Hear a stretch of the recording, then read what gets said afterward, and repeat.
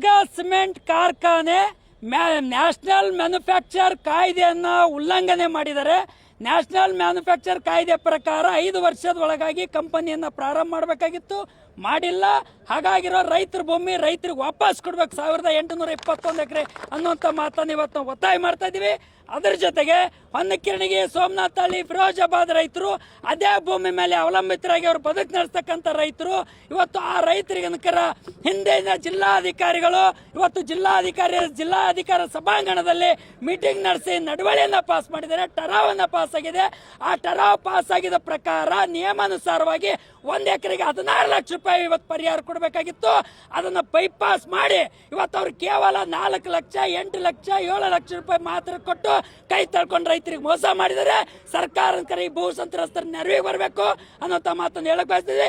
ಈಗಿನ ರೇಟ್ ಏನಿದೆ, ಈಗಿನ ರೇಟ್ ಪ್ರಕಾರ ಅದನ್ನ ಬೆಲೆ ನಿಗದಿ ಮಾಡಿ ಪರಿಹಾರ ಕೊಡಬೇಕು ಅಂತಕ್ಕಂಥ ಮಾತನ್ನು ಒತ್ತಾಯನ್ನ ಮಾಡಕ್ಕೆ ಪ್ರತಿಭಟನೆ ನಡೆಸ್ತಿದ್ದೀವಿ. ಸರ್ಕಾರ, ಜಿಲ್ಲಾಡಳಿತ ಮತ್ತು ಈ ರೈತರ ನೆರವಿಗೆ ಧಾವಿಸಬೇಕಂತಕ್ಕಂಥ ಮಾತನ್ನು ಆಗ್ರಹ ಮಾಡ್ತಾ ಇದೀವಿ.